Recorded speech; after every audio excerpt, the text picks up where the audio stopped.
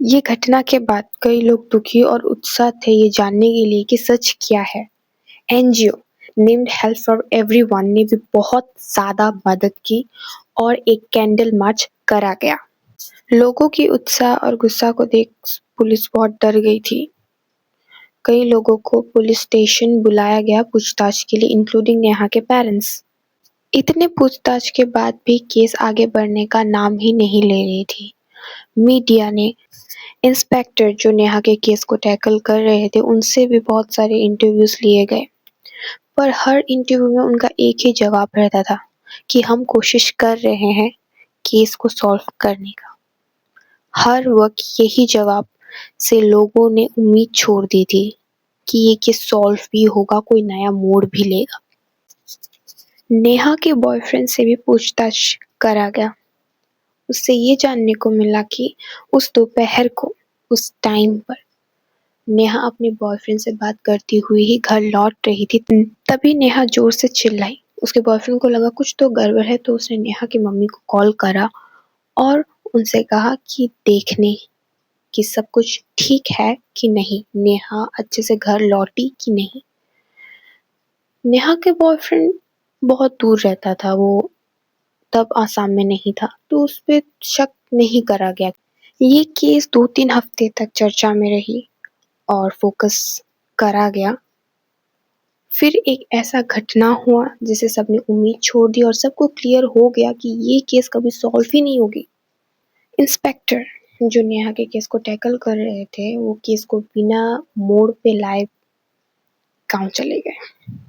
नेहा के पेरेंट्स अब हेल्पलेस थे। उनके पास ना ही स्ट्रेंथ और ना ही वेल्थ थी जो इस बात पे लड़े। फिर ये केस बंद हो गया। अब बात करते हैं इस केस के सल्यूशन पर। ये केस अगर नज़दीक से देखे तो शायद ये केस इतनी कॉम्प्लिकेटेड नहीं थी। अगर नेहा का लास्ट लोकेशन देखा जाए और नज़दीकी इलाकों, घरों से पूछताछ करा जाए तो शायद कुछ पता चलता। केस पूरी तरह से सॉल्व तो नहीं होती लेकिन कुछ मोड़ पर आ जाती और वो जगह थोड़ी डेवलप थी, तो शायद सीसीटीवी फुटेज के द्वारा भी कुछ मदद मिल जाती।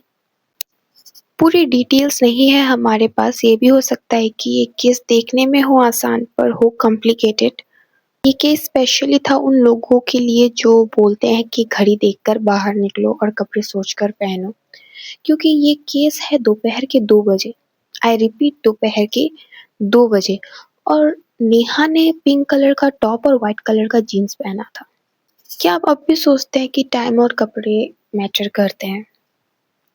गाइस, आज का केस यहीं तक था। आई होप आप लोगों को अच्छा लगा होगा, आप लोग रिलेट कर पा रहे होंगे और मेरी स्टोरी टेलिंग आपको अच्छी लगी होगी। Guys, please share this video. और मैं ये केस को रीओपन करवाना चाहती हूँ क्योंकि इन्हीं सब अनसॉल्व केसेस के कारण क्रिमिनल्स और मोटिवेट होते हैं, फिर वो रिपीट करते हैं ये सब चीज़ें।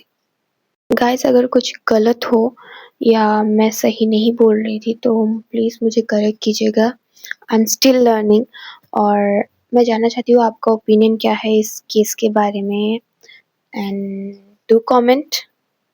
आई will be back with a new case. तब तक के लिए stay healthy, stay safe, bye bye.